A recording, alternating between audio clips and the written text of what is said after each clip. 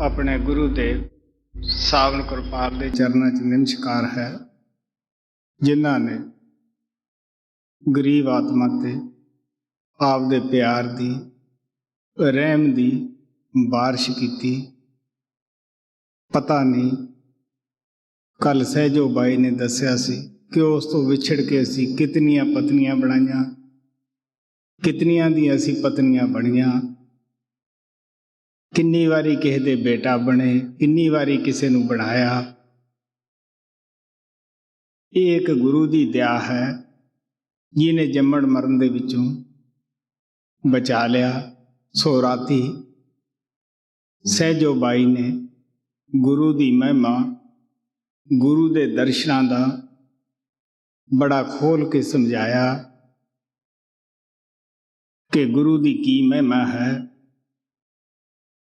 ਗੁਰੂ ਦੇ ਚਰਨਾਂ ਵਿੱਚ ਬੈਠਣਾ ਕਿੰਨਾ ਜ਼ਰੂਰੀ ਹੈ, ਔਰ ਉਹਦੇ ਜੋ ਦਰਸ਼ਨ ਹਨ ਉਹ ਕਿਸ ਤਰ੍ਹਾਂ ਸਾਡੇ ਭੈੜੇ ਖੋਟੇ ਪਾਪਾਂ ਦਾ ਨਾਸ ਕਰਦੇ ਹਨ।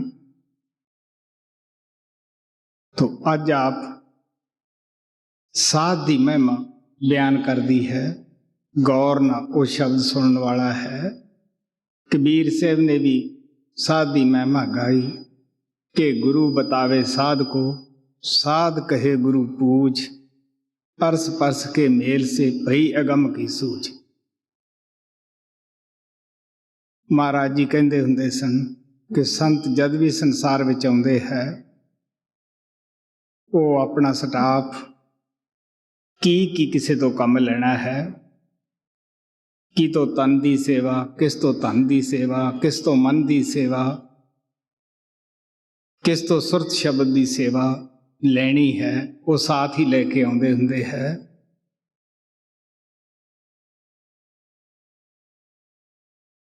और उन्हां बगैर संसार सुनना नहीं रहिंदा गा। वो कौमां, वो मजहब, वो समाज बड़े ही भुले हुए हैं जो महात्मा दे चले जाण पिछों, हालांकि जो सारी जिंदगी उन्होंने मेहनत करके तजर्बे प्राप्त किए है, अपने धर्म ग्रंथां दे विच वो दर्ज कर गए है कि ये रस्ता संतां दा, गुरुआं पीरां दा कदे बंद नहीं हुंदा गा।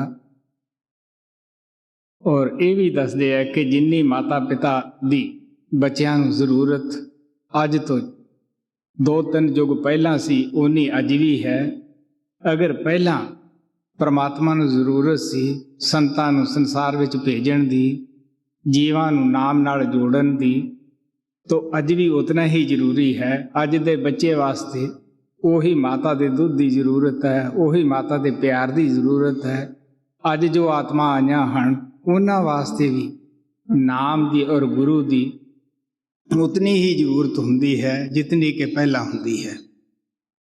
तो साध किस नूं कहंदे है संत भाषा विच, साध भाषा विच, ये बड़ी सोचण वाली गल है।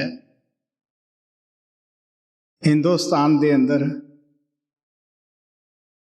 जब जनगणना हुंदी है कई लख साधुओं की गिनती हुंदी है, लेकिन साध भाषा कबीर साहब कहते हैं गिर गिर में माणक नहीं, हर पहाड़ दे अंदर, हर जमीन दे अंदर लाल नहीं हुंदे गए, हरेक सिप्पी अंदर मोती नहीं हुंदा गा। वो बड़ियां कम ही हुंदियां जिन्हां विच मोती हुंदा है। इसे तरह साधु दा मिलना, साधु दा बनना कोई मामूली बात नहीं हुंदी, उहदे नाल मिलाप भी कोई छोटी जी बात नहीं। जो मन इंद्रियां नूं साध के फैले हुए ख्याल नूं अखां पिछे लियाउंदा है, जिथे कि साडे मन और आत्मा की सीट है, जिथे मन और आत्मा की गठ बजी हुई है, इत्थे टिक जाता है। तो फिर भी स्वामी जी कहते हैं कि सिर्फ वो भेखियां च ही शामिल है, पर ऐसा भी अगर मिल जाता है तो कहते तुसी प्यार ना ਉਹਦੀ ਇੱਜ਼ਤ ਕਰੋ, ਸੇਵਾ ਕਰੋ। ਪਖੰਡੀ ਨਾਲੋਂ ਉਹ ਵੀ ਕਈ ਦਰਜੇ ਅੱਛਾ ਹੈ।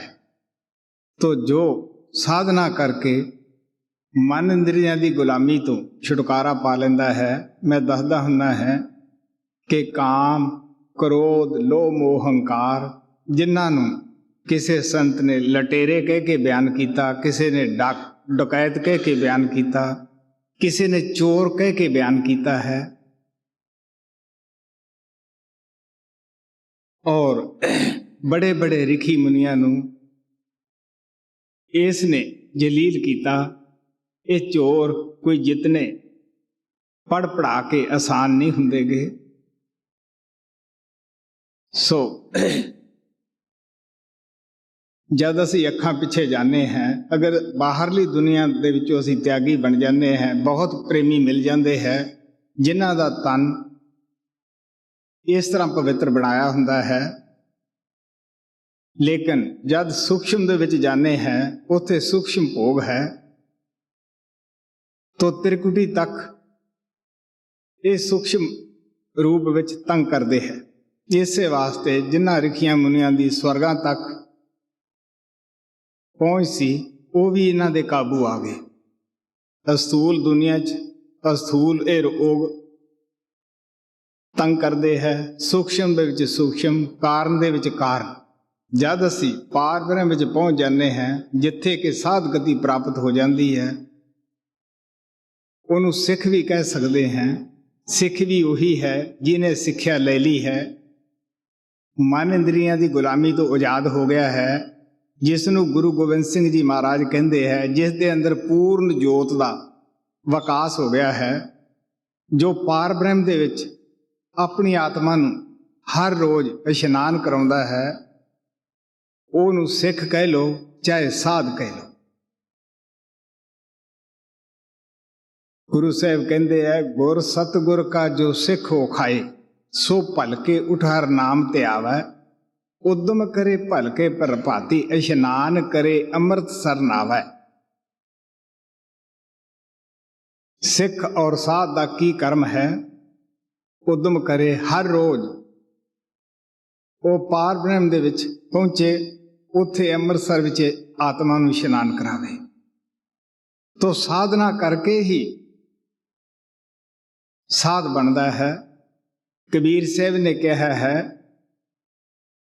ਸ਼ੇਰਾਂ ਦੀਆਂ ਕੋਈ ਝੁੰਡ ਨਹੀਂ ਹੁੰਦੇਗੇ, ਕੋਈ ਇੱਜੜ ਨਹੀਂ ਹੁੰਦੇਗੇ, ਬੜੇ ਕਮ ਉਹ ਜੰਗਲਾਂ 'ਚ ਮਿਲਦੇ ਹੈ। ਇਸੇ ਤਰ੍ਹਾਂ ਸਾਧਾਂ ਦੀਆਂ ਜਮਾਤਾਂ ਨਹੀਂ ਹੁੰਦੀਆਂ ਗਈਆਂ, ਤੋ ਲਾਲਾਂ ਦੀਆਂ ਬੋਰੀਆਂ ਨਹੀਂ ਹੁੰਦੀਆਂ ਗਈਆਂ, ਬੜੇ ਕਮ ਲਾਲ ਹੁੰਦੇ ਹੈ। ਤੋ ਲਾਲ ਦੀ ਕਦਰ ਕਿਹਨੂੰ ਆ ਬਈ? ਜੌਹਰੀ ਨੂੰ।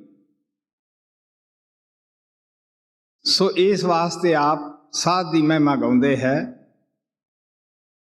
ਕਿ ਕੌਣ ਸਾਧ ਹੈ ਜਿਹਨੇ ਸਾਧਨਾ ਕਰ ਲਈ ਹੈ। ਗੁਰੂ ਰਾਮਦਾਸ ਜੀ ਕਹਿੰਦੇ ਹੈ, ਸਾਧਨ ਸਾਧ ਸਾਧ ਜਨ ਨੀਕੇ, ਜਿਨ ਅੰਤਰ ਨਾਮ ਤਰੀਜੈ। ਜਿਨ੍ਹਾਂ ਨੇ ਅੰਦਰ ਨਾਮ ਨਾਲ ਸੰਪਰਕ ਪੈਦਾ ਕਰ ਲਿਆ ਹੈ, ਜੋ ਸੱਚਖੰਡ ਪਹੁੰਚ ਕੇ ਸਤਪੁਰਸ਼ ਨਾਲ ਮਿਲਾਪ ਕਰ ਲੈਂਦਾ ਹੈ, ਹਰ ਰੋਜ਼ ਉਹ ਦੁਨੀਆ 'ਚ ਵੀ ਵਿਚਰਦਾ ਹੈ, ਉਹ ਪਰਮਾਤਮਾ ਸਤਪੁਰਸ਼ ਦੇ ਨਾਲ ਵੀ ਮਿਲਾਪ ਕਰਦਾ ਹੈ।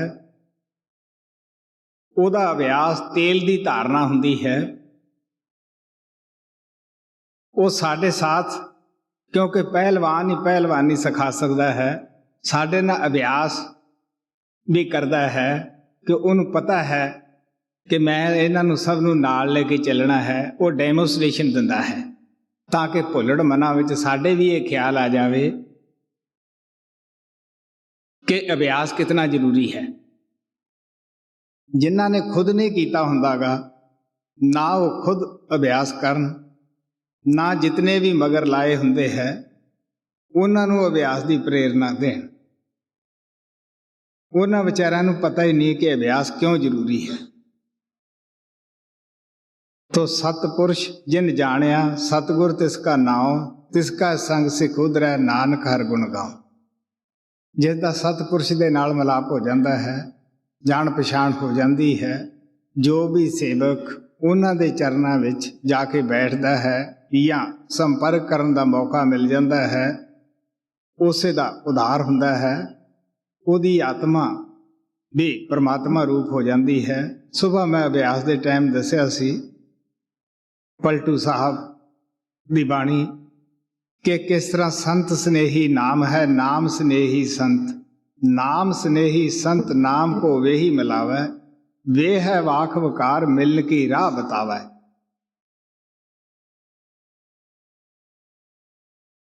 ਨਾਮ ਸੰਤਾਂ ਨਾਲ ਪਿਆਰ ਕਰਦਾ ਹੈ, ਸੰਤ ਨਾਮ ਨਾਲ ਪਿਆਰ ਕਰਦੇ ਹੈ,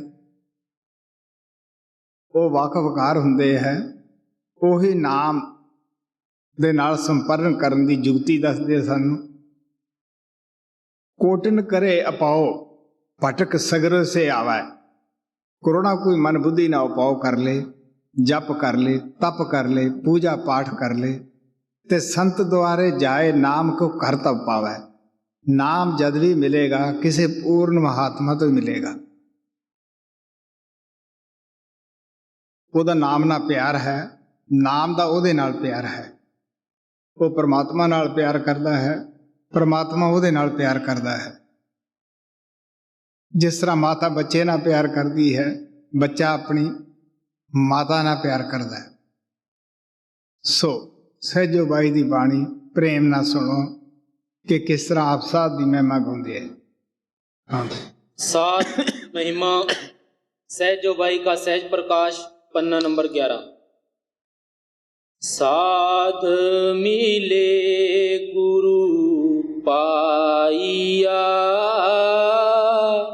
मिट गए सब संदेह, सहजो को समई पयो, कहाँ गिरवर कहा गेह। ਆਪ ਕਹਿਣ ਲੱਗੇ ਸਾਧ ਮਿਲੇ, ਦਿਲ 'ਚ ਖੁਸ਼ੀ ਹੋਈ। ਪਤਾ ਨਹੀਂ ਕਦੋਂ ਦੀ ਕਈ ਜਨਮਾਂ ਦੀ ਆਸਾ ਲੱਗੀ ਸੀ, ਉਹ ਪਰਮਾਤਮਾ ਨੇ ਪੂਰੀ ਕੀਤੀ। ਮੈਂ ਦੱਸਦਾ ਹੁੰਦਾ ਹੈ ਕਿ ਜਦ ਸਾਡੀ ਆਤਮਾ ਦੇ ਅੰਦਰ ਦਰਸ਼ਨ ਕਰਕੇ ਸਰੂਰ ਆਉਣਾ ਸ਼ੁਰੂ ਹੋ ਜਾਵੇ, ਖੁਸ਼ੀ ਆਉਣੀ ਸ਼ੁਰੂ ਹੋ ਜਾਵੇ, ਉਦੋਂ ਸਮਝ ਲਓ ਕਿ ਸਾਡੀਆਂ ਮੈਲਾਂ ਜਿਹੜੀਆਂ ਹਨ ਉਹ ਧੁੱਪ ਚਲੀਆਂ ਹਨ। ਐਸੇ ਪ੍ਰੇਮੀ ਵੀ ਦੇਖੀਦੇ ਹੈ ਆਪਣੇ ਮੈਂ ਗੁਰੂ ਦੇਵ ਦੇ ਚਰਨਾਂ ਵਿੱਚ ਆਉਂਦੇ ਕਿ ਜਿਨ੍ਹਾਂ ਨੇ ਇੱਕ ਵਾਰੀ 4 ਅੱਖਾਂ ਕੀਤੀਆਂ, ਉਹਨਾਂ ਨੂੰ ਸਮਝ ਆਈ ਕਿ ਕੀ ਹਸਤੀ ਹੈ। ਬਹੁਤ ਸਾਰੀ ਜ਼ਿੰਦਗੀ ਉਹਨਾਂ ਦੇ ਚਰਨਾਂ ਵਿੱਚ ਵੀ ਬੈਠੇ ਰਹੇ, ਸਤਸੰਗ ਵੀ ਸੁਣਦੇ ਰਹੇ, ਲੇਕਿਨ ਉਹੋ ਜਿਹਾ ਕਾਮ, ਉਹੋ ਜਿਹਾ ਕ੍ਰੋਧ, ਉਹ ਇਹੀ ਕਰਦੇ ਰਹੇ ਕਿ ਜੀ ਕਾਮ ਨਹੀਂ ਘਟਦਾ, ਕ੍ਰੋਧ ਨਹੀਂ ਘਟਦਾ। ਉਹ ਸ਼ਿਕਾਇਤਾਂ ਹੀ ਸੱਚੇ ਪਾਤਸ਼ਾਹ ਦੇ ਪਾਸ ਕਰਦੇ ਰਹੇ। ਦਇਆ ਉਹਨਾਂ ਤੇ ਵੀ ਹੋਈ। ਇਹ ਨਹੀਂ ਕਿ ਸਾਰੀ ਦਾਲ ਪਕਾਵੇ ਅਗਨੀ। ਗੁਰੂ ਨਾਨਕ ਕਹਿੰਦੇ ਮੋਠ ਕੋਕੜੂ ਰਿਝਦਾ ਨਾ। ਅੱਗ ਦਾ ਕੀ ਕਸੂਰ ਹੈ? ਰਿੰਨਣ ਵਾਲੇ ਨੇ, ਧਰਨ ਵਾਲੇ ਨੇ ਪਾਣੀ ਵੀ ਪਾਇਆ। ਤਾਂ ਗੁਰੂ ਦੀ ਵੀ ਤਵੱਜੋ ਸਭ ਉੱਤੇ ਇੱਕੋ ਜਿਹੀ ਹੁੰਦੀ ਹੈ। ਲੇਕਿਨ ਜਦ ਅਸੀਂ ਦੱਸੇ ਹੋਏ ਰਸਤੇ ਤੇ ਨਹੀਂ ਚੱਲਦੇ, ਅਭਿਆਸ ਨਹੀਂ ਕਰਦੇ, ਅਭਿਆਸ ਨੂੰ ਪਿੱਛੇ ਪਾ ਦਿੰਦੇ ਹਾਂ ਔਰ ਇੱਕ ਅਸੀਂ ਹੋਰ ਢੌਂਗ ਰਚ ਲੈਂਦੇ ਹਾਂ। ਜਦ ਕੋਈ ਗਲਤੀ ਹੋ ਜਾਂਦੀ ਹੈ ਜਾਂ ਕਰਨੀ ਹੋਵੇ ਸਵਾਰਥ ਦੀ ਬਾਤ, ਉਦੋਂ ਅੱਖਾਂ ਬੰਦ ਕਰਦੇ ਹਾਂ ਤਾਂ ਕਹਿੰਦੇ ਜੀ ਅਸੀਂ ਗੁਰੂ ਤੋਂ ਇਜਾਜ਼ਤ ਲੈ ਲਈ ਹੈ। ਹੁਣ ਤੁਸੀਂ ਦੇਖ ਲਓ, ਕਦੇ ਕਿਸੇ ਨੇ ਇਹ ਵੀ ਕਿਹਾ ਕਿ ਮੈਨੂੰ ਅੰਦਰੋਂ ਗੁਰੂ ਨੇ ਵਰਜਿਆ ਹੈ, ਤਾਂ ਮੈਂ ਵੈਦੇ ਨੇ ਕਹਿਣਾ ਹੈ ਗੁਰੂ ਦੀ ਆਵਾਜ਼ ਅਸੀਂ ਸੁਣਦੇ ਨਹੀਂ। ਅਗਰ ਸੁਣਦੇ ਹੋਈਏ ਤਾਂ ਜ਼ਰੂਰ ਵਰਜੇਗਾ। ਉੱਥੋਂ ਤੱਕ ਸਾਡੀ ਪਹੁੰਚ ਨਹੀਂ, ਸਿਰਫ ਮਨ ਹੀ ਅੱਗੋਂ ਕਹਿ ਦਿੰਦਾ ਹਾਂ ਭਾਈ ਠੀਕ ਹੈ।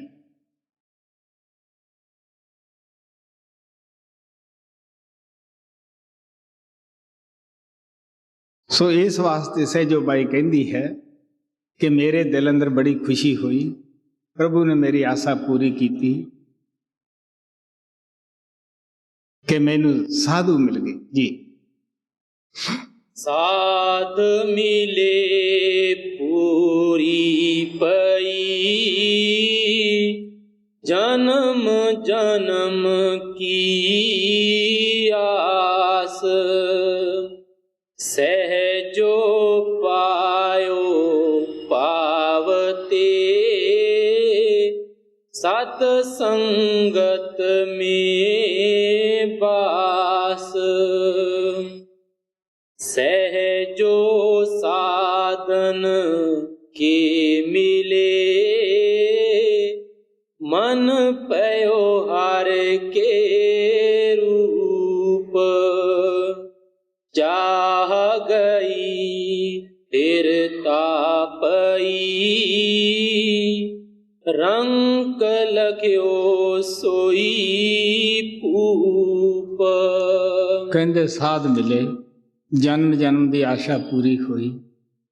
मैं दसदा हुन्ना है कि मेरे दिल अंदर बचपने तो ये ख्याल आउंदे सन कि मेरी कोई वस्तु खोई हुई है। सदा ही दिल खुसू खुसू करदा सी, हर जगह खोजिया। मैं ये भी प्यार नाल दसदा हुन्ना कि मैनू काफ़ी महात्मा के पास पहुँचण का मौका मिलिया। मैं प्यार भरिया दिल लेके जांदा सी। मैं किसी की नुकताचीनी विच कदे यकीन नहीं रखिया। और ये भी एक सच्चाई सी, जिन्ना का वो साधु जानदा सी उन्ना क मैनू देण दी भी कोशिश की। अगर कोई शराब पींदा सी तो उसने प्याला भी पेश कर दिता, हथ बन दिते। एक साधु दी मैं दसदा हुन्ना है कि वो अपना शरीर देह पलट लेंदा सीगा, या सर्प बनना या शेर बन जाना। जद वो कृपा करन लग्या मैं हाथ जोड़ दिते। मैं कहा बाबा जी मैं तो उस तलाश विच हां कि इंसान दे जामे तो ऊपर उठा। ये तो अगर मैं बुरे कर्म करूंगा, मांसाहारी अगर बन जाऊंगा तो खुद ही ऐसे जामे मिल जाने हैं। तो मैं कदे भी किसी की निंदा करने दे विच यकीन नहीं रखिया, क्योंकि निंदा सब तो बुरा पाप है। गुरु नानक ने भी कहा, अब खद सभे कीतियन निंदक का दारू ना है, आप लावे नानका आपे ही मत पाहे। हर बीमारी की दवाई है, लेकिन निंदा करने वाले की कोई भी दवाई नहीं, कि वो तुरतों ही परमात्मा दे भुलाए हुए है। तो कहन लगे साध मिले की फायदा होया, उन्होंने नाम दिता, कमाई की, मन माया तो ख्याल ऊपर गया।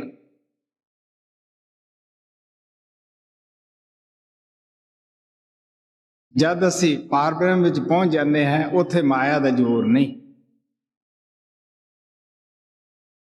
उत्थे की है कि थोड़े चरणों च गरीब भी आएगा, वो थोड़े भादा बादशाह है।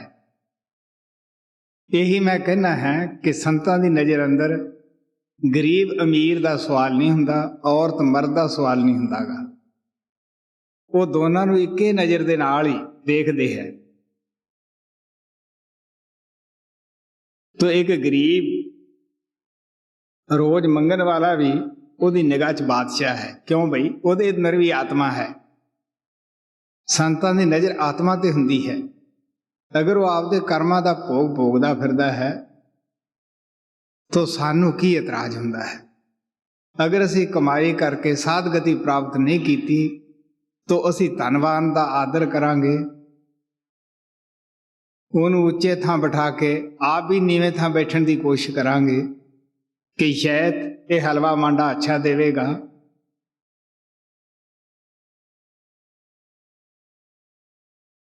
तो जे असी साधु गति नूं प्राप्त हैं, साडा समान हर एक ने इक्को जिहा ही प्यार होएगा।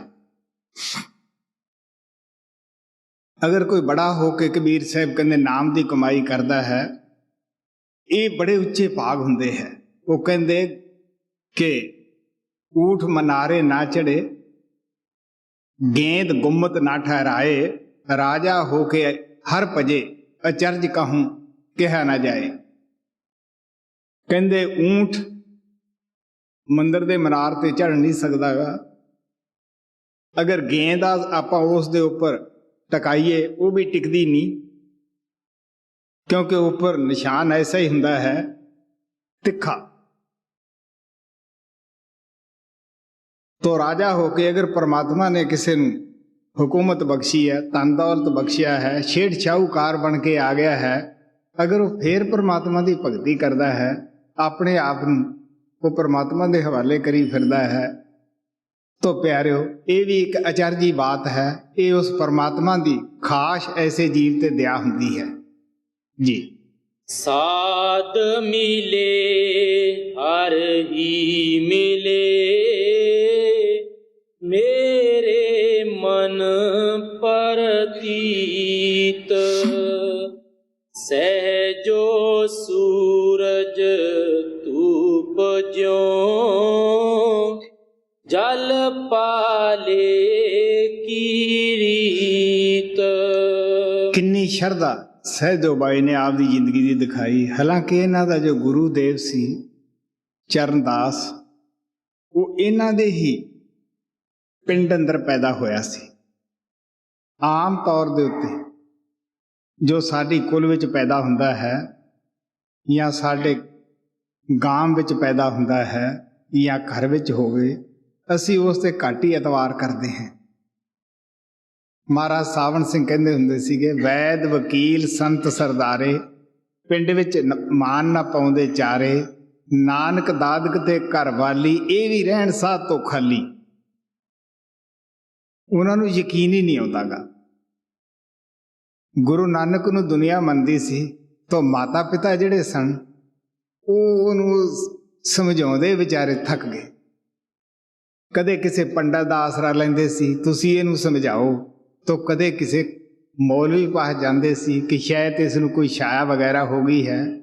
लोकां दीयां मिन्नतां करदे सी कि इहनूं किसी व्यापार विच लाओ। कि जे उन्हां नूं इह पता हुंदा कि कुल परमात्मा साडे बूहे विच आ गया है, साडे घर नूं भाग लाए है, तां ओह क्यों बई उस नूं मारदे थप्पड़, क्यों उहनूं रोज परेशान करदे या आप हुंदे। तो आखिर दे उत्ते गुरु नानक दी माता पिता ने हाथ जोड़ के कहा कि सानू तेरा कोई समझ नहीं आई, तू की है।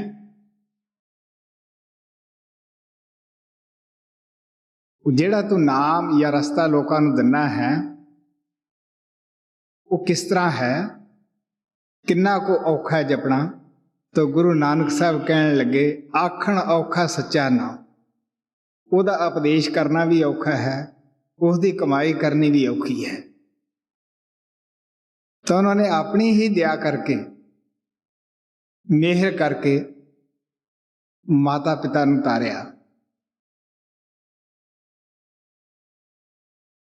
तो अनुराग सागर पढ़ते हैं कि किस तरह कबीर साहब धर्मदास नूं दसदे सी कि तेरा मेरा कई जन्मां दा देन लैन है, मैं किन्ने वारी थानू लैण वास्ते आया है।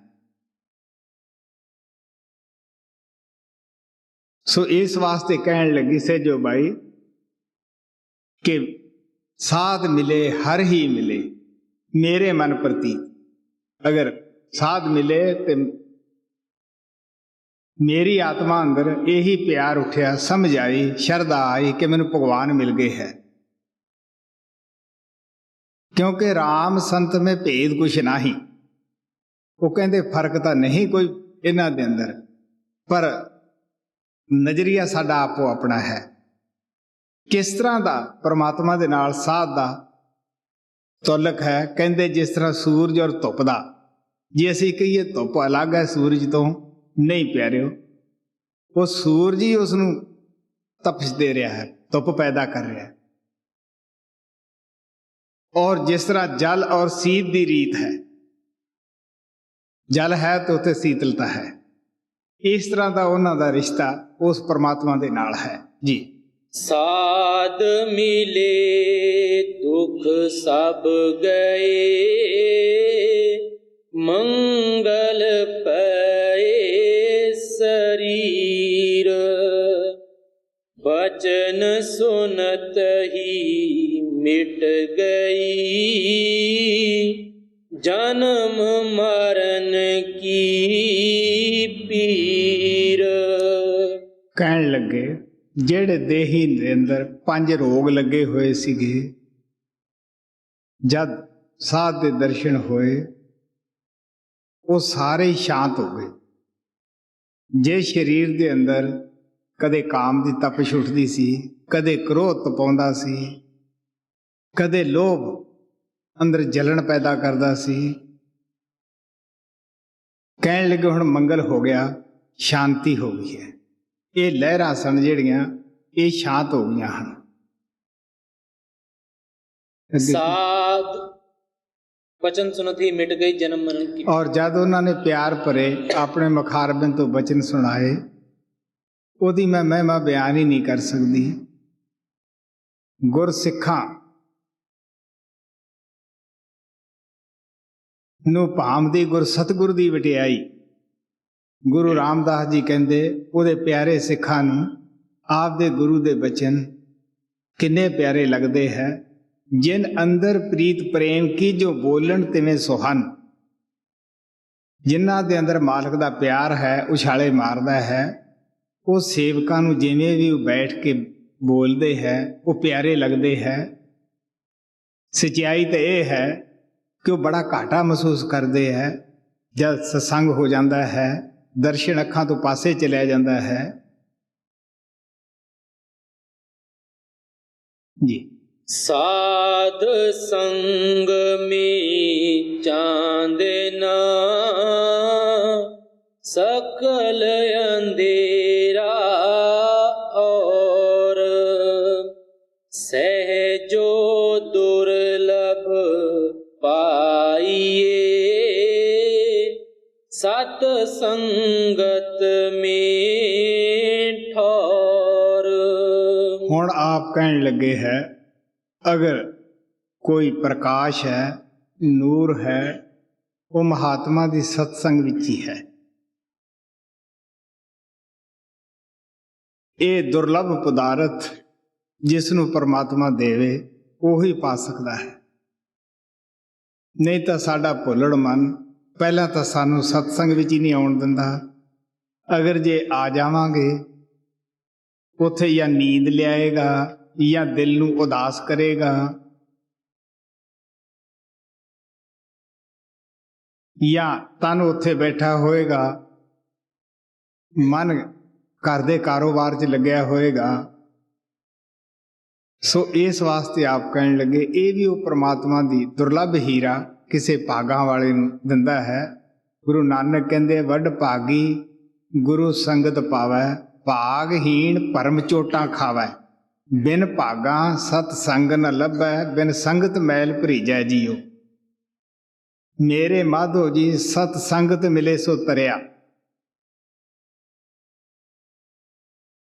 ਕਹਿਣ ਲੱਗੇ ਜਿਸ ਤਰ੍ਹਾਂ ਲੱਕੜੀ ਖੁਸ਼ਕ ਹੁੰਦੀ ਹੈ, ਸੁੱਕੀ ਹੁੰਦੀ ਹੈ, ਉਹ ਹਰੀ ਹੋ ਜਾਂਦੀ ਹੈ। ਇਸੇ ਤਰ੍ਹਾਂ ਸਾਡਾ ਮਨ ਜਿਹੜਾ ਹੈ, ਗੁਰੂ ਅਰਜਨ ਦੇਵ ਜੀ ਮਹਾਰਾਜ ਕਹਿੰਦੇ ਇਹ ਵੀ ਜਨਮਾਂ ਜਨਮਾਂਤਰਾਂ ਦਾ ਵਿਸ਼ੇ ਵਿਕਾਰਾਂ ਨੇ ਖੁਸ਼ਕ ਕੀਤਾ, ਸੁੱਕਾ ਕੀਤਾ ਹੈ। ਜੋ ਹਰ ਨਾਮ ਧਿਆਇਂਦੇ ਮਨ ਸੁੱਕਾ ਹਰਿਆ ਹੋਵੇ ਰਾਮ। ਉਹਨਾਂ ਦਾ ਸੁੱਕਾ ਮਨ ਜਨਮ ਜਨਮ ਦਾ ਹਰਿਆ ਹੋ ਜਾਂਦਾ ਹੈ, ਕਿਉਂਕਿ ਉਹਨਾਂ ਨੂੰ ਸਤਸੰਗ ਦਾ ਪਾਣੀ ਮਿਲ ਜਾਂਦਾ ਹੈ। ਸੋ ਇਹ ਦੁਰਲਭ ਹੀਰਾ ਭਾਗਾਂ ਵਾਲਿਆਂ ਨੂੰ ਮਿਲਦਾ ਹੈ। ਮਹਾਤਮਾ ਦੀ ਸੰਗਤ 'ਚ ਕਦੇ ਵੀ ਕਿਸੇ ਨੂੰ ਘਾਟਾ ਨਹੀਂ ਪਿਆ। ਤਾਰਾ ਰਾਣੀ ਹਾਲਾਂਕਿ ਘਰ ਅੰਦਰ ਹਰ ਪ੍ਰਕਾਰ ਦੀ ਉਹਦੇ ਖੁਸ਼ੀ ਸੀ, ਸ਼ੁਭਦਾ ਸੀ। ਉਹ ਜਵਾਨੇ ਐਸੇ ਸਨ ਕਿ ਰਾਣੀਆਂ ਪਰਦੇ ਅੰਦਰ ਰਹਿੰਦੀਆਂ ਸੀ, ਪਬਲਿਕ 'ਚ ਆ ਨਹੀਂ ਸਕਦੀਆਂ ਸੀ। ਲੇਕਿਨ ਉਹ ਵਿਚਾਰੀ ਦੇ ਭਾਗ ਵਿੱਚ ਸਤਸੰਗ ਦਾ ਮਿਲਾਪ ਲਿਖਿਆ ਸੀ, ਉਹ ਰਾਤ ਨੂੰ ਚਲੀ ਜਾਂਦੀ ਸੀ। ਸੋ ਜਿਸ ਨੂੰ ਵੀ ਸਤਸੰਗ ਦੀ ਲਾਗ ਲੱਗ ਜਾਂਦੀ ਹੈ, ਮੈਂ ਭਾਈ ਸੁੰਦਰਦਾਸ ਦੀ ਗੱਲ ਦੱਸਦਾ ਹੁੰਨਾ ਹੈ, ਜੋ ਮੇਰੇ ਪਾਸ ਬਾਬਾ ਸਾਵਣ ਸਿੰਘ ਦਾ ਨਾਮ ਲਿਆ, ਕੋਈ 20 ਸਾਲ ਰਿਹਾ ਸੀਗਾ। ਬਾਬਾ ਜੀ ਦੇ ਡੇਰੇ ਤੋਂ ਕੋਈ 100 ਮੀਲ ਪਿੰਡ ਉਸ ਦਾ ਪਿਛਲਾ ਸੀਗਾ, ਫਰੀਦਕੋਟ ਸਟੇਟ ਵਿੱਚ। ਉਹ ਪੈਦਲ ਚੱਲ ਕੇ ਜਾਂਦਾ ਸੀਗਾ।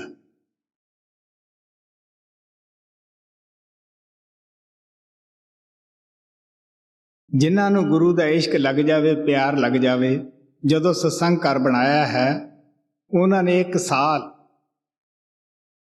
ਆਪਦੇ ਗੁਰੂ ਦੀ ਆਗਿਆ ਮੁਤਾਬਕ ਪਾਣੀ ਪਿਲਾਉਣ ਦੀ ਸੇਵਾ ਕੀਤੀ।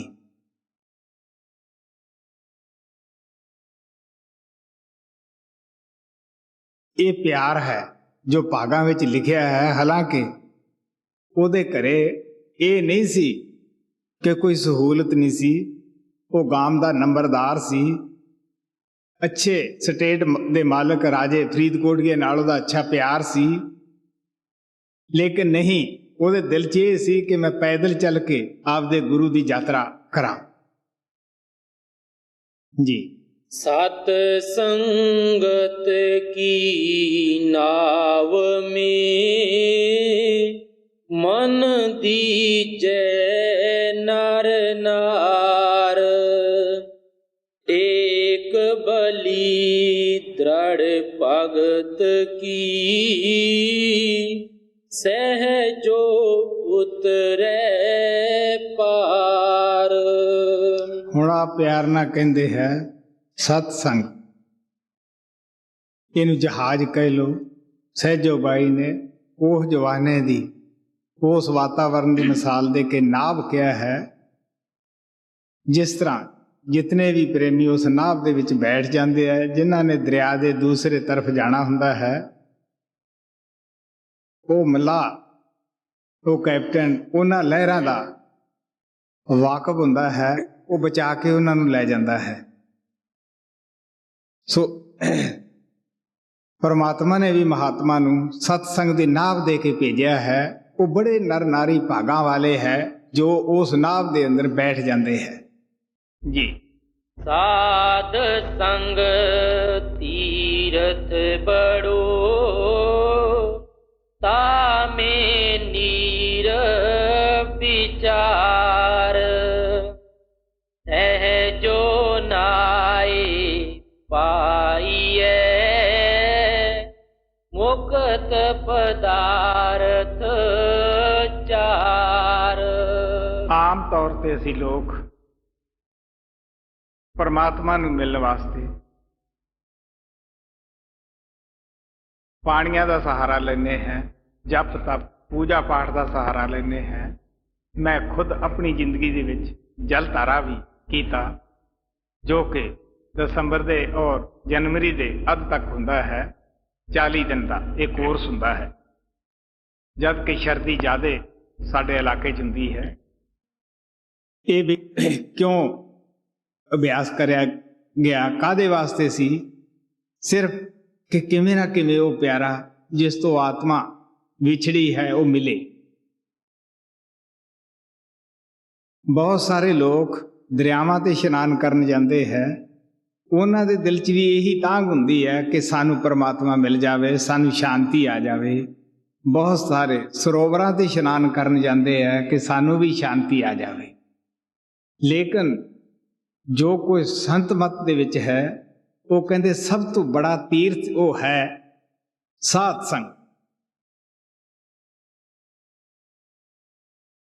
ਔਰ ਸਾਬਣ ਉਹਨਾਂ ਦੇ ਬਚਨ ਹੈ, ਵਿਚਾਰ ਹੈ ਉੱਥੇ ਬੈਠ ਕੇ ਕਿ ਮਹਾਤਮਾ ਸਾਨੂੰ ਕੀ ਕਹਿੰਦੇ ਹੈ। 4 ਪਦਾਰਥ ਅਸੀਂ ਸੁਣਦੇ ਹਾਂ, ਦੇਖੇ ਨਹੀਂ ਹੁੰਦੇਗੇ। ਸ਼ਾਸਤਰਾਂ ਜ਼ਿਕਰ ਆਉਂਦਾ ਕਾਮ ਹੈ,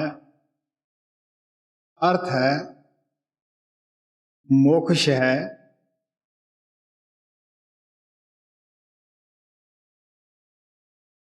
ਲੇਕਿਨ ਜਦ ਅਸੀਂ ਸੰਤਾਂ ਮਹਾਤਮਾ ਦੇ ਬਚਨਾਂ ਤੇ ਵਿਚਾਰ ਕਰਦੇ ਹਾਂ, ਪਿਆਰ ਕਰਦੇ ਹਾਂ, ਉਹਨਾਂ ਨੂੰ ਆਪਣੀ ਜ਼ਿੰਦਗੀ ਦੇ ਵਿੱਚ ਅਪਣਾ ਲੈਂਦੇ ਹੈ, ਉਹ ਸਤਿਗੁਰੂ ਆਪਣੀਆਂ ਸਾਰੀਆਂ ਬਰਕਤਾਂ ਲੈ ਕੇ ਉਹ ਸੇਵਕ ਦੇ ਅੰਦਰ ਬੈਠ ਜਾਂਦਾ ਹੈ। ਜਿੱਥੇ ਉਹ ਸ਼ਬਦ ਰੂਪ ਗੁਰੂ ਬੈਠ ਗਿਆ, ਉੱਥੇ ਕਿਹੜੇ ਪਦਾਰਥ ਦੀ ਕਮੀ ਹੈ ਬਈ? ਉਹ ਜੋ ਉਹਦੀ ਜ਼ਰੂਰਤ ਹੈ ਉਹ ਪੂਰੀ ਕਰੇਗਾ। ਉਸ ਨੂੰ ਪਤਾ ਹੈ ਕਿ ਇਹਦਾ ਭੁੱਖ ਵਿੱਚ ਫਾਇਦਾ ਹੈ, ਜਾਂ ਇਹਨੂੰ ਦੁੱਖ ਵਿੱਚ ਫਾਇਦਾ ਹੈ, ਜਾਂ ਸੁੱਖ 'ਚ ਫਾਇਦਾ ਹੈ। ਇਹ ਉਸ ਨੂੰ ਫਿਕਰ ਹੁੰਦਾ ਹੈ। ਸੋ ਇਸ ਵਾਸਤੇ ਆਪ ਕਹਿਣ ਲੱਗੇ, ਕੋਈ ਤੋ ਤਨ ਮਨ ਦੁਖੀ, ਕੋਈ ਨਿਤ ਉਦਾਸ। ਕੋਈ ਤਨ ਕਨਿਓ ਦੁਖੀ ਹੈ, ਕਿਸੇ ਦਾ ਮਨ ਨਹੀਂ ਦਿਨ ਰਾਤ ਟਿਕਣ ਦਿੰਦਾ, ਹਿਰਨ ਦੀ ਤਰ੍ਹਾਂ ਭਜਾਈ ਫਿਰਦਾ ਹੈ। ਤੇ ਸੁਖੀ ਸੰਤ ਦਾ ਦਾਸ ਕੌਣ ਹੈ ਬਈ? ਜਿਹਨੇ ਸਾਧ ਸੰਗਤ ਦੇ ਵਿੱਚ ਜਾ ਕੇ ਵਿਚਾਰ ਕਰ ਲਈ। ਤੋ ਅਸਲੀ ਤੀਰਥ ਮਹਾਤਮਾ ਸਾਨੂੰ ਦੱਸਦੇ ਹੈ, ਅੰਤਰਗਤ ਤੀਰਥ ਮਲ ਲਾਓ। ਤੁਸੀਂ ਕੀ ਕਰੋ? ਫੈਲੇ ਖਿਆਲ ਨੂੰ ਅੱਖਾਂ ਪਿੱਛੇ ਇਕੱਠਾ ਕਰੋ। ਮਹਾਤਮਾ ਨੇ ਜੋ ਸਾਨੂੰ ਸਿਮਰਨ ਦੱਸਿਆ ਹੈ ਉਸ ਨੂੰ ਕਰੋ। ਆਤਮਾ ਤੋਂ ਤਿੰਨੇ ਪਰਦੇ ਲਾਹ ਕੇ ਪਾਰ ਬ੍ਰਹਮ ਵਿੱਚ ਪਹੁੰਚੋ। ਸੱਚਾ ਤੀਰਥ ਉੱਥੇ ਹੀ ਹੈ। ਗੁਰੂ ਸਾਹਿਬ ਪਿਆਰ ਨਾਲ ਕਹਿੰਦੇ ਹੈ, ਇਹ ਸਰੀਰ ਸਰਵਰ ਹੈ ਸੰਤੋ। ਸੱਚਾ ਸਰੋਵਰ ਅਗਰ ਕੋਈ ਹੈ, ਉਹ ਸਾਡਾ ਸਰੀਰ ਹੈ, ਸਾਡੀ ਦੇਹ ਹੈ। ਇਸ਼ਨਾਨ ਕਰੇ ਲਿਵ ਲਾਏ।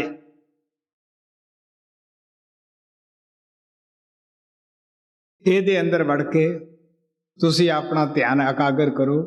ਨਾਮ ਇਸ਼ਨਾਨ ਕਰੇ ਸੇ ਜਨ ਨਿਰਮਲ, ਸ਼ਬਦੇ ਮੈਲ ਗਵਾਏ। ਤੁਸੀਂ ਸ਼ਬਦ ਵਿੱਚ ਇਸ਼ਨਾਨ ਕਰੋ, ਨਾਮ ਵਿੱਚ ਕਰੋ। ਬਾਹਰ ਜਿਤਨੇ ਵੀ ਪਾਣੀ ਹੈ, ਇਹ ਸਾਰੇ ਬਦਨ ਦੀ ਮੈਲ ਲਾਉਂਦੇ ਹੈ। ਆਤਮਾ ਦੀ ਮੈਲ ਸਿਰਫ ਨਾਮ ਹੀ ਲਾ ਸਕਦਾ ਹੈ।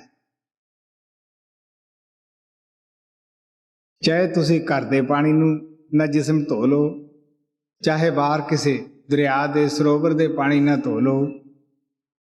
ਤੋ ਕਬੀਰ ਸਾਹਿਬ ਤਾਂ ਇੱਥੋਂ ਤੱਕ ਕਹਿੰਦੇ ਆ, ਗੰਗਾ ਨੀਰ ਜੇ ਘਰ ਕਰੇ ਪੀਵੇ ਨਿਰਮਲ ਨੀਰ। ਬੇਸ਼ੱਕ ਤੂੰ ਤੀਰਥ ਤੇ ਜਾ ਕੇ ਘਰ ਪਾ ਲਵੇਂ, ਉਹ ਤੀਰਥ ਦਾ ਪਾਣੀ ਵੀ ਰੋਜ਼ ਕਿਉਂ ਨਾ ਪੀਵੇਂ। ਬਿਨ ਹਰ ਭਗਤ ਨਾ ਮੁਕਤ ਹੋਏ, ਇਉਂ ਕਥ ਰਹੇ ਕਬੀਰ। ਫੇਰ ਕਬੀਰ ਸਾਹਿਬ ਕਹਿੰਦੇ ਹੈ, ਤੀਰਥ ਨਾਤਿਆਂ ਜੇ ਗਤ ਪਾਵੈ, ਨਿਤ ਨਿਤ ਮੈਂਡਕ ਨਾਵੈ। ਜੈਸੇ ਮੈਂਡਕ ਤੈਸੇ ਉਹ ਨਰ, ਫਿਰ ਜੋਨੀ ਆਵੈ।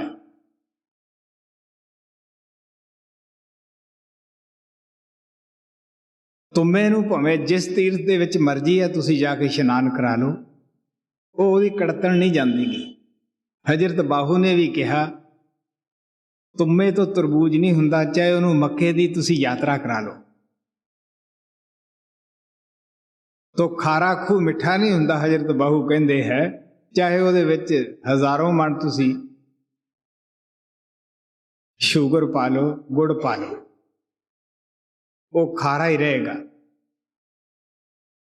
ਜਦ ਗੁਰੂ ਨਾਨਕ ਤੇ ਸਵਾਲ ਕੀਤਾ ਗਿਆ ਕਿ ਜੇ ਗੰਗਾ ਇਸ਼ਨਾਨ ਕਰਨ ਜਾਣਾ ਹੈ, ਤੁਸੀਂ ਵੀ ਚੱਲੋ। ਉਹ ਕਹਿਣ ਲੱਗੇ, ਸਾਡਾ ਖੇਤੀਬਾੜੀ ਦਾ ਕੰਮ ਕਾਫੀ ਹੈ, ਫੇਰ ਕਿਤੇ ਤੁਹਾਡੇ ਨਾਲ ਜਾਵਾਂਗੇ, ਤੁਸੀਂ ਆ ਸਾਡੀ ਤੂੰਬੀ ਲੈ ਜਾਓ, ਇਸ ਨੂੰ ਇਸ਼ਨਾਨ ਕਰਾ ਲਿਆਉਣਾ। ਉਹ 68 ਤੀਰਥਾਂ ਤੇ ਫਿਰੇ, ਇਸ਼ਨਾਨ ਕਰਾ ਲੈਂਦਾ। ਜਦੋਂ ਆਏ, ਸੰਤਾਂ ਦੀ ਹਰ ਬਾਤ ਵਿੱਚ ਰਮਜ ਹੁੰਦੀ ਹੈ। ਉਹਨਾਂ ਨੂੰ ਨਹੀਂ ਸੀ ਪਤਾ ਵੀ ਕੀ ਰਾਮ ਜੀ ਨੂੰ ਤੂੰਬੀ ਦਿੱਤੀ ਹੈ। ਉਹਨਾਂ ਨੇ ਉਸ ਨੂੰ ਕੱਟ ਕੇ ਸਬਜ਼ੀ ਬਣਾ ਕੇ ਉਹਨਾਂ ਤੀਰਥ ਇਸ਼ਨਾਨ ਕਰਨ ਵਾਲਿਆਂ ਦੇ ਅੱਗੇ ਰੱਖੀ। ਉਹ ਤੂੰਬੀ ਕੜਵੀ ਫੜਾਈ ਹੋਈ ਸੀ। ਜਦੋਂ ਖਾਣ ਲੱਗੇ, ਸਭ ਨੇ ਥੁੱਕ ਦਿੱਤਾ ਕਿ ਜੀ ਤਾਂ ਕੜਵੀ ਬੜੀ ਹੈ। ਗੁਰੂ ਨਾਨਕ ਕਹਿੰਦੇ ਵੀ ਤੁਸੀਂ ਇਸ਼ਨਾਨ ਨਹੀਂ ਕਰਾਇਆ ਹੋਣਾ। ਕਹਿੰਦੇ ਨਹੀਂ ਜੀ, ਅਸੀਂ ਮਗਰੋਂ ਆਪ ਇਸ਼ਨਾਨ ਕਰਦੇ ਸੀ, ਪਹਿਲਾਂ ਤੂੰਬੀ ਨੂੰ ਇਸ਼ਨਾਨ ਕਰਾਉਂਦੇ ਸੀਗੇ। ਉਹ ਕਹਿੰਦੇ ਦੇਖੋ, ਇਹਦੇ ਅੰਦਰ ਇੱਕ ਗੁੱਦਾ ਤੇ ਬੀਜ ਹੀ ਹੈ ਨਾ, ਜੇ ਇਹਦੀ ਕੁੜਤਣ ਨਹੀਂ ਗਈ, ਸਿਰਫ ਇੱਕ ਹੀ ਕਿਸਮ ਦੀ, ਇਹ ਦੇਹ ਵੀ ਇੱਕ ਤੂੰਬੀ ਹੈ। ਇਹਦੇ ਅੰਦਰ ਤਾਂ 5 ਕਿਸਮ ਦੀ ਜ਼ਹਿਰ ਹੈ। ਕਾਮ ਦੀ ਜ਼ਹਿਰ, ਅਗਰ ਜ਼ਹਿਰ ਨਾ ਹੋਵੇ ਤੇ ਇਨਸਾਨ ਆਰਾਮ ਨਾ ਪਵੇ ਨਾ। ਕਾਮ ਦੇ ਵਸ ਹੋਇਆ ਤੇ ਰਿਸ਼ਤਾ ਹੀ ਭੁੱਲ ਜਾਂਦਾ ਹੈ। ਕੋਲੇ ਖੜਾ ਇਨਸਾਨ ਨਹੀਂ ਦੀਦਾਗਾ। ਕਾਮੀ ਆਦਮੀ ਕਬੀਰ ਸੇ ਕਹਿੰਦੇ ਹੈ ਬੇਸ਼ਰਮ ਹੋ ਜਾਂਦਾ ਹੈ। ਕਾਮੀ ਕਬੂ ਨਾ ਗੁਰ ਭਜੇ, ਮਿਟੇ ਨਾ ਸੰਸਾਰ ਸੂਲ। ਦਿਲ ਖੁਸ਼ੂ ਖੁਸ਼ੂ ਕਰਦਾ ਕਿ ਮੈਂ ਵਰਿਆਈ ਕਰਦਾ ਹੈ।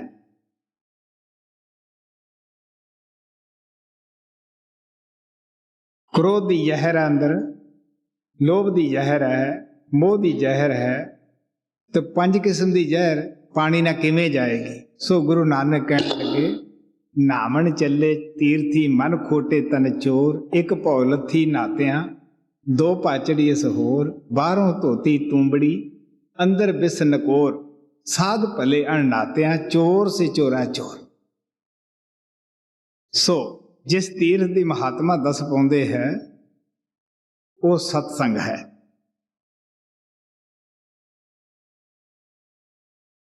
और जेड़े इस संग दे विच इशनान करते हैं, इशनान की है कि जो कुछ सुनते हैं उन्होंने आपकी जिंदगी दे विच अपना लेना ही आत्मा की मैल लाउणी है।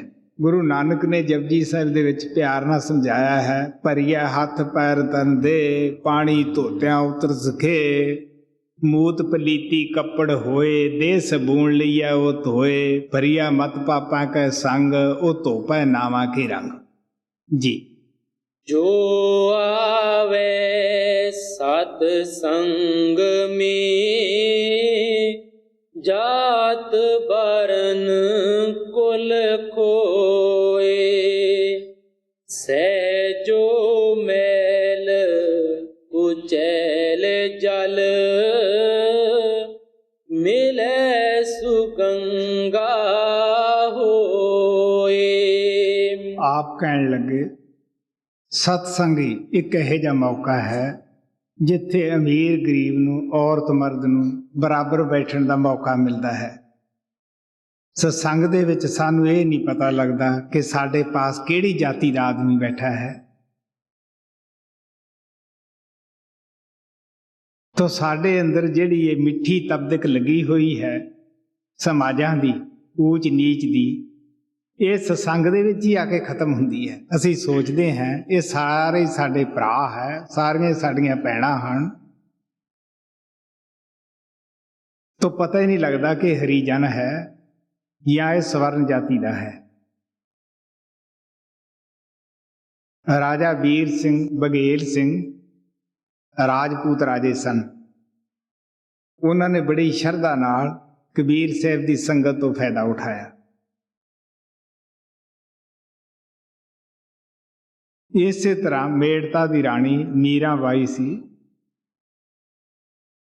उन्होंने गुरु रविदास तो नामदान प्राप्त किया, उन्हों की सोबत तो बड़ा फायदा उठाया। हालांकि राजपूतां के अंदर अज भी लोग छूत छात मनते हैं। मैं उस इलाके के अंदर रहने वाला हाँ। शुरू के अंदर जब मैं सत्संग शुरू किया, वैसे वो सारे लोग मेरे ते खुश सीगे, पर जब उस सत्संग अंदर आए जो देखा उत्थे अमीर गरीब पंडित भाई सारे इक्के थां एक तप्पड़ ते बैठ के खाना खांदे सन, वो उन्होंने अच्छा ना लगे। कुछ पंडित मिले, कुछ वो राजपूत लोग मिले। एक दिन टाइम निकालिया, मेरे पास आए, कहने लगे तुहाडा होर तो सारा कुछ ठीक ठाक है, उपदेश भी ठीक है, लेकिन आ जिहड़ा तुसीं करदे हो ना, सारिਆਂ ਨੂੰ इकट्ठे बिठा के खाना खवाउने हो, ये सानू अच्छा नहीं गा। असीं सत्संग च तां आ जा करांगे, पर सानू खाने वास्ते ना तुसीं क्यों। तो मैं उन्होंने बहुत सारा प्रेम नाल समझाया कि प्यारिओ, जब सूरज की कोई जात नहीं, किरण की की है। जब उस परमात्मा की कोई जात नहीं, तो आत्मा की किहड़ी जात है। फिर उन्होंने बड़े प्यार नाल दस्या कि मर्यादा पुरुषोत्तम रामचंद्र जी महाराज सन, उन्होंने शिवरी दे जूठे बेर खा ले, कि तुसी उन्हां तो उपर तां नहीं। ਕ੍ਰਿਸ਼ਨ ਨੇ ਇੱਕ ਮਾਲਣ ਕੁਬਜਾ ਦੇ ਨਾਲ ਪਿਆਰ ਕੀਤਾ, ਉਹਦੀ ਇੱਜ਼ਤ ਕੀਤੀ। तो परमात्मा ਨੂੰ ਤਾਂ ਪਿਆਰ ਪਿਆਰਾ ਹੈ, ਭਗਤੀ ਪਿਆਰੀ ਹੈ। पलटू साहब कहते हैं साहब के दरबार में केवल भगत प्यार, केवल भगत प्यार सह भगती में राजी, तजया सकल भगवान लिया दासी सुत भाजी। कहते मालक के दरबार में तो प्यारिओ भगती प्यारी है, उत्थे किसी ने जात नहीं पुछनी, वर्ण नहीं पुछनागा, किसी दियां जातां इत्थे मिट्टी अंदर दबियां रह जाणियां हन और किसी दियां अग्नि विच सड़ जाणियां हन। कबीर साहब कहंदे डूबोगे रे बापरे बहु लोगन की कान, तब कुल किसका लाश सी जब चक धरियो मसान। जद शमशान घाट नूं ले गए, कबरां नूं ले गए, उदों पुछना है कि इस नूं मिट्टी नहीं देनी या इसनूं कीड़े नहीं खाणगे। भी ये उच्ची जाति का मुसलमानों के अंदर सजदा का बड़ा आदर करते हैं, वड्डी जाति समझी जाती है। तो कबीर साहब ने कहा जद जरिया तब होए पसम तन, रहे किरम दल खाई, काची गागर नीर पड़त है। ये तन की ये वडियाई, ये तन तक कच्ची गागर है, पानी पिया ते खुर जाना है। तो उथे नहीं पुछनागा जब शमशान भूमि दे विच अग्नि दिंदे है कि पंडित है, इनू तो अग्नि नहीं देनीगी, या यह जाट है या यह हरिजन है। नहीं प्यारिओ, जो कुछ तो साडियां जातां दा साडे शरीर नाल तलक है, लेकिन जिथे साडी आत्मा ने जाना है उत्थे ना साडी जात जाती है, ना साडा शरीर ही जाता है।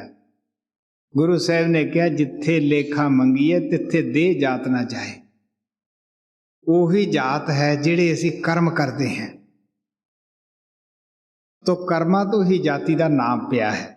अगर किसी ने लकड़ी का काम किया तखाण कह दिता, लोहे का काम किया लोहार कह दिता, अगर किसी ने व्यापार वणज किया तो असीं उसनूं शाहूकार कह दिता।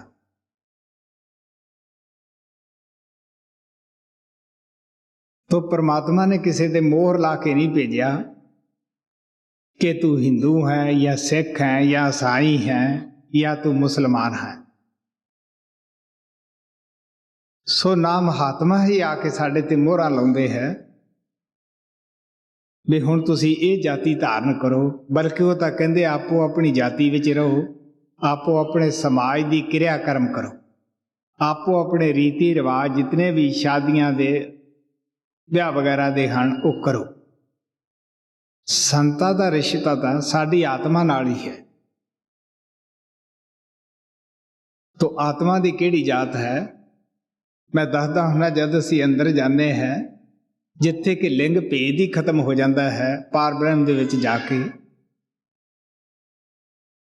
ਔਰ ਉੱਥੇ ਕੌਣ ਕਹਿ ਸਕਦਾ ਕਿ ਆਤਮਾ ਅਮਰੀਕਾ ਦੀ ਹੈ या हिंदुस्तान दे रहन वाली है या किसी होर मुल्क दी है। आत्मा तो परमात्मा दी अंश है। गुरु साहब कहते हैं सूहट पिंजर प्रेम का बोले बोलनहार, सच चुगे अमृत पिए उड़ा ते एकै वार। साडी आत्मा तोता है, तन पिंजरा है। जिस जाति विच जिस समाज विच जन्म होया ਉਹਨਾਂ ਦੇ ਨਾਲ ਪਿਆਰ ਪਾ ਕੇ ਉਹਨਾਂ ਦੀਆਂ ਹੀ ਬੋਲੀਆਂ ਬੋਲਦੀ ਹੈ।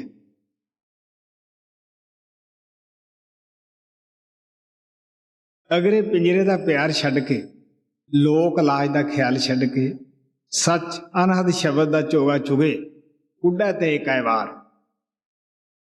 ਜੈਸਾ ਕਿ ਸ਼ੁਰੂ 'ਚ ਸਹਿਜੋ ਬਾਈ ਨੇ ਕਿਹਾ ਸੀਗਾ ਕਿ ਜੋ ਜਨਮ ਜਨਮ ਦੀ ਮੇਰੀ ਆਸ ਸੀ ਉਹ ਖਤਮ ਹੋ ਗਈ, और जो जात कुल वर्ण का ओमान छड्ड के सत्संग विच आउंदे है वो किस तरह परमात्मा जाके मिल जाते हैं।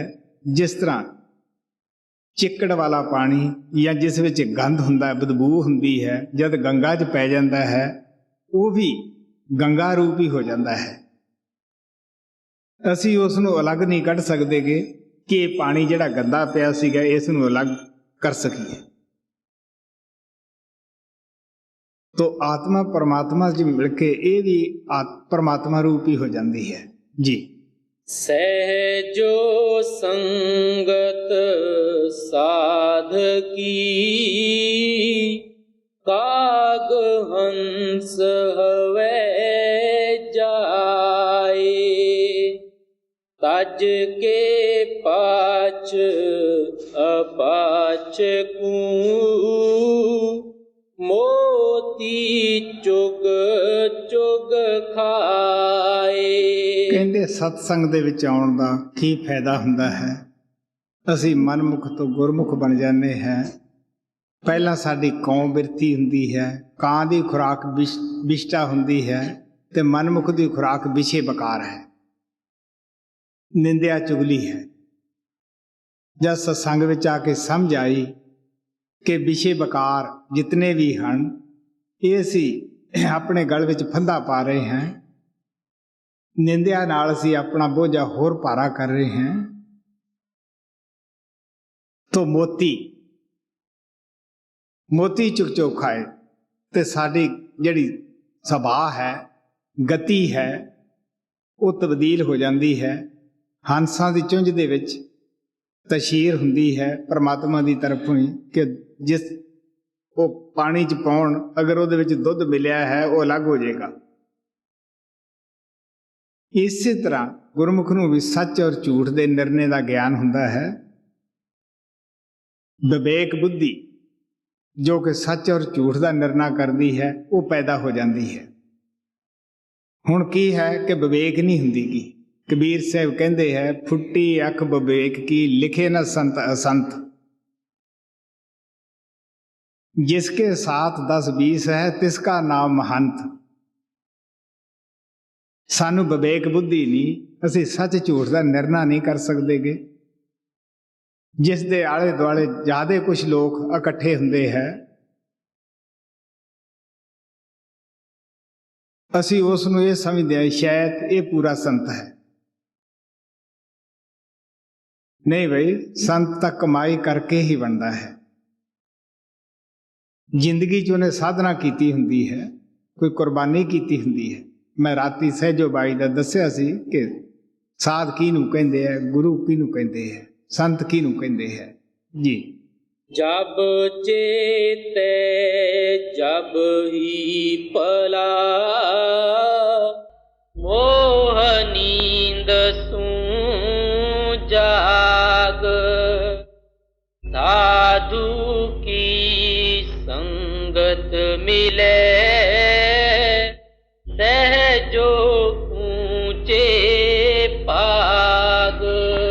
ਕਹਿੰਦੇ ਜਦ ਵੀ ਮੌਕਾ ਮਿਲੇ ਸਾਨੂੰ ਸਤਸੰਗ ਤੋਂ ਫਾਇਦਾ ਉਠਾ ਲੈਣਾ ਚਾਹੀਦਾ ਹੈ। ਕਿਹਨਾਂ ਨੂੰ ਮਿਲਦੀ ਹੈ ਇਹ? ਜਿਨ੍ਹਾਂ ਦੇ ਉੱਚੇ ਭਾਗ ਹੁੰਦੇ ਹੈ ਜੀ। ਜੋ ਜਨ ਆਵੇ ਟੂਟੇ ਕਰ, ਸਾਧੂ ਹਵੇ ਤਰਸਾਏ, ਤੇ ਜੋ ਸਾਂਭਰ ਹਿਤ ਮੇਂ, ਗਿਰ ਸਾਂਭਰ ਹਵੇ ਜਾਏ, ਤੇ ਜੋ ਸੰਗਤ ਸਾਧ ਕੀ, ਭਲੀ ਪਈ ਕੁਸਲਾਤ, ਨਾ ਤਰੇ ਆਵਾ ਗਵਨ ਮੇਂ, ਜਮ ਹੀ ਕਰਤੇ ਕਾਤ, ਤਹਿ ਜੋ ਸੰਗਤ ਸਾਧ ਕੀ, ਛੂਟੈ ਸਕਲ ਬਿਆਧ, ਦੁਰਮਤ ਪਾਪ ਰਹਿ ਨਹੀਂ, ਲਾਗੇ ਰੰਗ ਅਗਾਧ, ਸਾਧ ਬਰਚ ਪਾਨੀ ਕਲੀ, ਚਰਚਾ ਫੂਲੇ ਫੂਲ, ਸਹਿਜੋ ਸੰਗਤ ਬਾਗ ਮੇਂ, ਨਾਨਾ ਫਲ ਰਹੇ